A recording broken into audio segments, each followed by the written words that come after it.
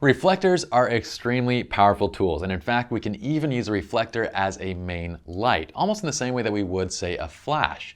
To do so, we do need to have direct sunlight, and we're simply going to bounce sunlight directly from the sun into our subject's faces, and we generally start at a 45-degree angle. But before you jump right into blinding your subjects, hear me out real quick.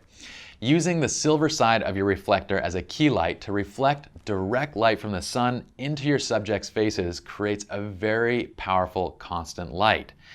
Bright constant lights are not only uncomfortable to stare into, they can actually cause your subjects to squint their eyes, and it will also warm up your subjects quite a bit. And I mean warm up as in literally warm up.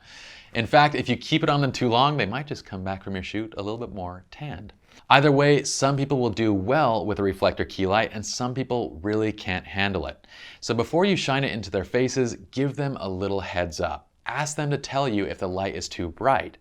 When we use the reflector in this manner, I will have my assistant stand a few feet away from the client at a 45-degree angle off the camera to start, and then I'm going to have them bounce light directly from the sun, filling into the female subject's face. So this way, the light is going to basically be wrapping around the male subject while filling into our female subject. And the reason why we do this is that because if we have any shade, we would much prefer that shade to be on kind of the male side as opposed to the female. It's just a little bit more flattering. Also, we want this light to be coming top down.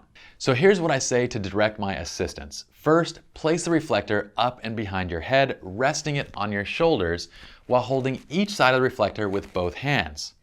Now you can see exactly where the light is going since your head is in front of the reflector and it's not blocked by the reflector.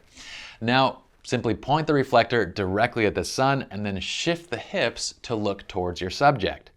You should immediately see where the light is hitting at this point, and this method is much simpler and easier to follow than just trying to stare around the reflector while looking for the light and trying to see where it's going. Now that my assistant has found the light and is correctly positioned, I will tell him or her to give the client a rest while I finish setting up my shot. At this time, I'm generally metering for the background because I'm using my reflector as a key light to light my subjects. So once I'm ready, I'm going to count down and have the reflector light added right before the shot is taken. Once I have my shot, I tell my assistant to rest, pulling the light off of my subjects.